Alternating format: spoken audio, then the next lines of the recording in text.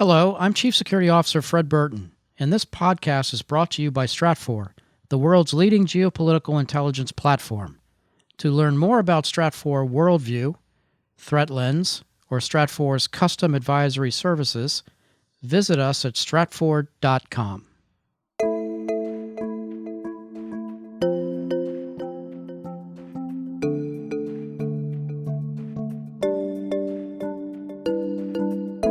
Buses, shopping malls, kindergarten. People were killed in dozens every day in the streets of Israel. And the only thing that was able to stop Hamas was the campaign of targeted killing, the most extensive in history of mankind.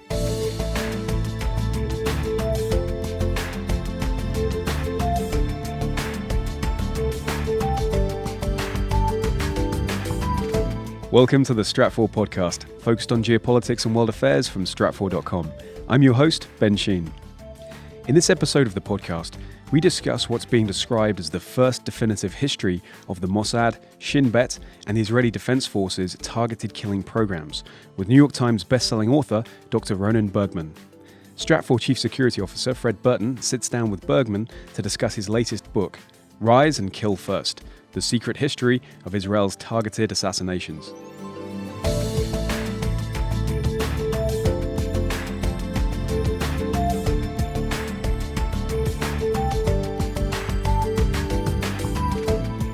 I'm Fred Burton, here today with Dr. Ronen Bergman, the New York Times bestselling author of Rise and Kill First: The Secret History of Israel's Targeted Assassinations. Ronen, thank you for joining me today. Thank you. Thanks so much. And thank you for inviting me. Hello to your audience. Ronen, I was fascinated by your book. It clearly took a long time to put this together. I saw that it actually took 7.5 years, which is a long time in the book business. What's the one thing that you learned in putting the book together that clearly surprised you? Well, I think that beyond specific stories, which some of them indeed surprised me and, were a little blow to my ego, in the sense that there were still very big stories, events, secrets hidden in the vaults and safes of Israeli intelligence that I did not know about. And so I was a bit offended, but of course I'm joking, but surprised. But beyond that, I think that I was surprised in some of the cases, to learn how complicated and meticulous is the work of intelligence and special operations, and to which extent do the planner go to really anticipate any kind of mishap or a development during the event, and how many intelligence need to be collected in this to be performed perfectly. This is one. The second is how important and profound is the use of special operations, including targeted killings and assassinations, as a central part of the Israeli defense doctrine. Not in some minor or casual or random use in some rare occasions, but as a main part of how Israel, the Jewish state, would like to defend itself. That from day one, David Ben-Gurion, the most important Jew in the last 1,000 years at least, thought that Israel could not sustain long-term wars, that Israel cannot have all of its reserve duty forces stationed on the border throughout the year, and that Israel should do whatever it can to prolong the time from war to war, and even prevent the next war, and do all that by the use of pinpoint operations way beyond enemy lines, including sabotages, later on planting of computer viruses, and targeted killings. And in order to do all that, you need to have arguably best intelligence services in the world. And from day one, Israel has invested vast resources, by far uncomparable to any other country in the world, in establishing this kind of secret world. That's fascinating, Ronen. As a an agent, I was involved with the protection of Yasser Arafat on several trips when the PLO chairman made its way to New York and Washington, D.C. So I read with extreme detail your information on the Israeli intelligence service efforts in targeting Arafat. And so I was fascinated by that aspect of your story. And I have to ask you a question. Why don't you think the Israelis were successful in killing Arafat? Well, 3 or 4 main reasons. The first is that he was just extremely lucky. The second is that, and this is, his secret of survival for so many years as the leader of the Palestinian people and the chairman of the PLO, that he was suspicion all the time that everybody are trying to plot to succeed him or kill him or steal his money.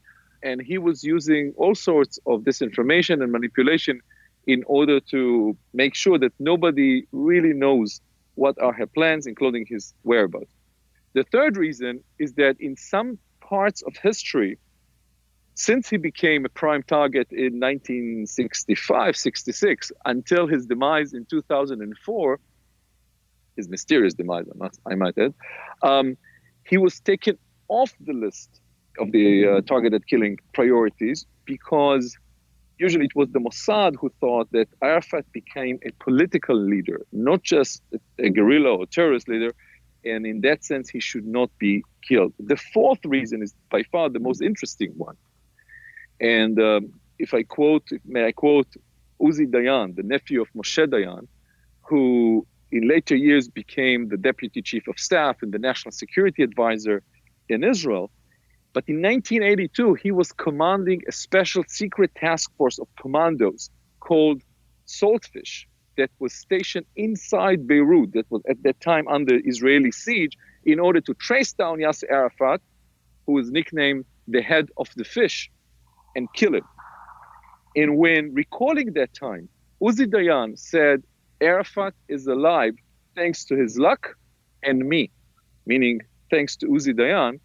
And when I asked him to explain, he said, well, I had no deliberations and no dilemmas as per the legitimacy of killing Yasser Arafat, who was then seen as the Israeli prime nemesis. But he said, I was not willing, however, to risk the lives of innocent civilians in Beirut. And so Uzi Dayan disobeyed or made sure that orders to take down buildings in which not just Arafat and his assistant are, but also innocent civilians, he made sure that bombing these buildings just becomes impossible throughout the chain of command of the IDF. And therefore, he disrupted the operation and maintained at the same time the ethics and the war laws of Israel. Yeah, that's simply fascinating. I appreciate you sharing that with our listeners, Ronen. You have in the prologue a fascinating comment to me. Since World War II, Israel has assassinated more people than any other country in the Western world. And as you go through your story, obviously you had tremendous sources in putting this together, I really enjoyed that secret look into the special compartmented teams inside Israeli intelligence. For example, the rainbow teams. Could you talk a little bit about the rainbow teams for our listeners?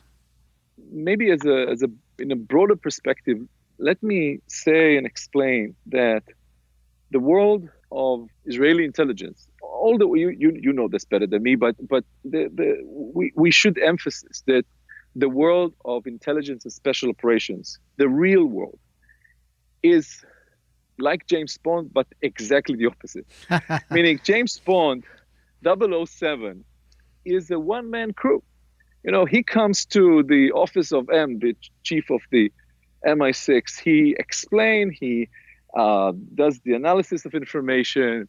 He then hack the computer. He fly the helicopters. He ride the bike. He jumps from roof. He shoot the bad guy, and he comes home back in time to make love with the most beautiful woman and drink martini shaken but not stirred. Now, leave sex aside. In the real world of intelligence, what he does alone is divided into the expertise of many, many, many people. Sometimes dozens, sometimes hundreds of people are involved in one targeted killing operation.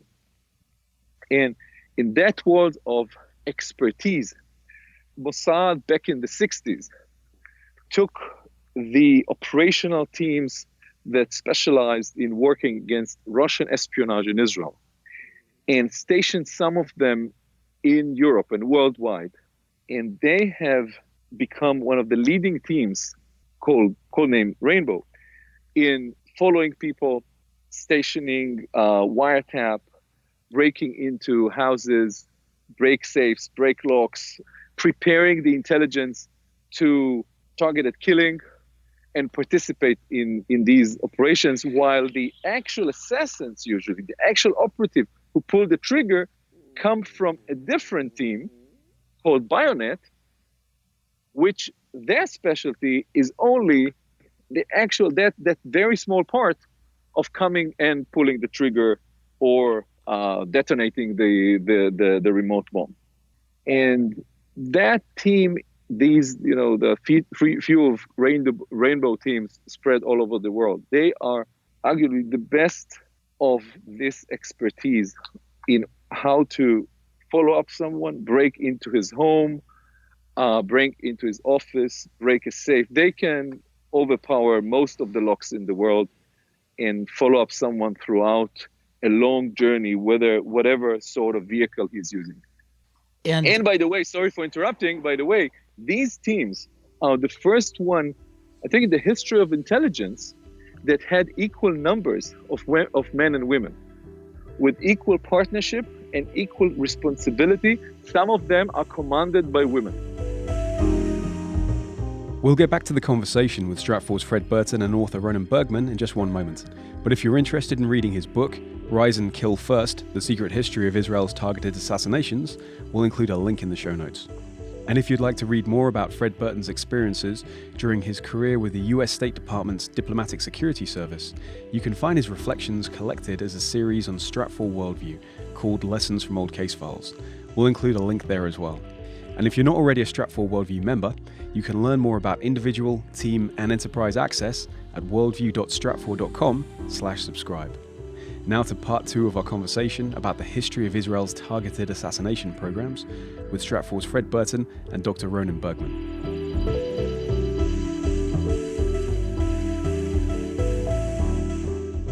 Ronen, after putting your book together, like I had mentioned earlier, it took 7.5 years. In looking back on your discussions with many sources and obviously Mossad directors and senior IDF officials, what was the most interesting interview you did? Meaning, who were you simply amazed by in the course of discussions in putting this book together? Well, I met with 1,000 people. This is not 1,000 meetings because some of them I had to meet few times, or I had the pleasure and the honor to meet few times. And they were prime ministers, ministers of defense, chiefs of staff, chiefs of the Mossad, the Shin Bet, the Israeli Domestic Secret Service, the IDF, to the actual operatives, intelligence officers, and all the other different tasks of Israeli intelligence and defense establishment. And I can recall many, many very interesting, dramatic moments in these discussions. I think that my series of interviews, which I can recall 2 people that I have said many, or 3, I've said many, many, many times with. One of them is Rafi Eitan, who was the legendary Mossad operative who captured Adolf Eichmann and took many, many senior positions in Israeli intelligence. The second one is Mike Harari, who established Caesarea, the Special Operation Division of Mossad, and commanded it for 15 years. And I would say there's no one who influenced the special operations of Mossad more than this person. I assume that many of the listeners to this podcast have saw the movie Munich by Steven Spielberg. That movie details the Mossad campaign of targeted killing and assassination following the murder of Israeli athletes in Munich, Olympics in 1972. So the story as told in that movie has very little to do with how things actually happened. Like Mike Harari commanded that campaign and was able to tell the story, the real story, from his mouth. And the third one, I would say the most influential person is Meir Dagan, the legendary Mossad chief, who had a lot to do with many, many parts of the book. So he comes in and out throughout the book in his different tasks, to the peak of them when he commanded Mossad between 2002 to 2010, turbulence times with the height of the Mossad and CIA struggle against Hezbollah and the Iranian nuclear project. The stories from him, but also his macro perspective, his defense doctrine, the way that he sees the world, the way that he can be, on one thing, that legendary mega spy and assassin, but also a statement, a person that at the end of his time, and I think this is the most interesting, that at the end of his life, like Ariel Sharon, like his protege, came to the conclusion that force does not solve everything. That in spite of the fact that Mossad was so successful under his command, there need to be another way or an additional way of diplomacy that would fulfill the need to use force. And in that sense, I think the shift of his mind was one of the most interesting things that I have saw. And I even saw that from an interview to interview. Ronen, do you think targeted assassinations work? When you deal with these questions, I think that there are two main issues to examine. One of them, is it legally and morally justified? Are targeted killing and assassination legally and morally justified? And are they effective? And when I say targeted killing and assassination, I refer to the same thing. I know that according to American law, the way that it's interpreted by American intelligence, it's not the same thing. But in Israel, it does refer to the same thing. I think that everyone can judge on morality. It's a very personal perspective. But when you come to effectiveness, after 8 years of researching this, I can think very clearly and determine that the answer to that is yes. When targeted killings are part of an overall policy, when they are done systematically, when they are not done in order to satisfy local audience back home that wants to see that we are, or the country is doing something, and they are not just the fruit of a coincidental chance to kill someone, but as part of a systematic and strategic policy, I think that the Israeli experience demonstrates that they are effective, and there are few examples. I can mention one, the jihadist Hamas and the Palestinian Islamic Jihad in 2001, in an era in time that was later called the Second Intifada, have launched a horrific campaign of suicide killings, suicide terrorism inside Israel. Buses, shopping malls, kindergartens. People were killed in dozens every day in the streets of Israel, which almost brought the country on the verge of bankruptcy.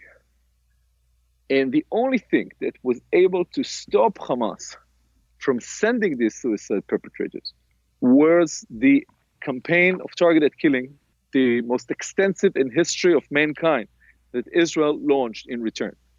Israel did not kill the suicide bombers. Hamas boasted that they have more volunteers than suicide belts. They killed the upper layers in hierarchy, the bomb makers, the indoctrinators, the recruiters, the regional commanders, the drivers, the political leaders. And once these were the targets, and they didn't kill all of them, but they killed enough to paralyze the organization. And in 2004, Hamas, on its knees, begged for a ceasefire with Israel. That was the end of suicide terrorism in Israel, and it proved that when using precise intelligence and targeting the commanding layer, you can stop even an organization that was seen as, some like a jihadist version of Games of Thrones, that nothing can stop them, that they don't care about nothing. And targeted killing attached a significant price tag to the lives of the commanders, and once they did that, they stopped. I thought it was fascinating the way you chose your book title. Help our listeners understand, Ronen, where you came up with the title Rise and Kill First. I followed an idea from Ronnie Hope, the translator of the book, who attracted my attention to the fact that many of the interviewees, when speaking, had quoted the phrase, very famous for Israelis and for Jews, from the Babylonian Talmud, which states, whoever comes to kill you, rise up and kill him first. In Hebrew, Akam le'orgecha, ashkem le'orgo. Whoever comes to kill you, rise up and kill him first. And this was used by many of the interviews to explain their mindset, why they have been participating in these operations, and how is that part of their perception of the defense doctrine of Israel. And so we took the other part, because the phrase is just too long, rise up and kill first. That's a great book title. Now, for our listeners, Ronen, where can they find your book? Well, I hope that in any bookshop next to where they live, but also on Amazon or Barnes and Nobles and all the other main retailers. I was very happy to see the warm welcoming to the book in America, and it just proves a point or a scoop, which I'm happy to share. You can have a bestseller even if it does not have even once any reporting on Me Too, sexual harassment, or Donald Trump. And I was happy and surprised to see that it really got the attention of the American discourse, and I was just so thrilled to see how warm it was accepted by American media. Well, I can say this as a former counterterrorism agent. For any student of terror, espionage, or national security, I would encourage you to go out and get a copy of Rise and Kill First, The Secret History of Israel's Targeted Assassinations by Dr. Ronen Bergman. And Ronen, thank you so much for joining us today. Thank you so much. It was a pleasure, and I hope to meet soon or speak soon about these interesting issues.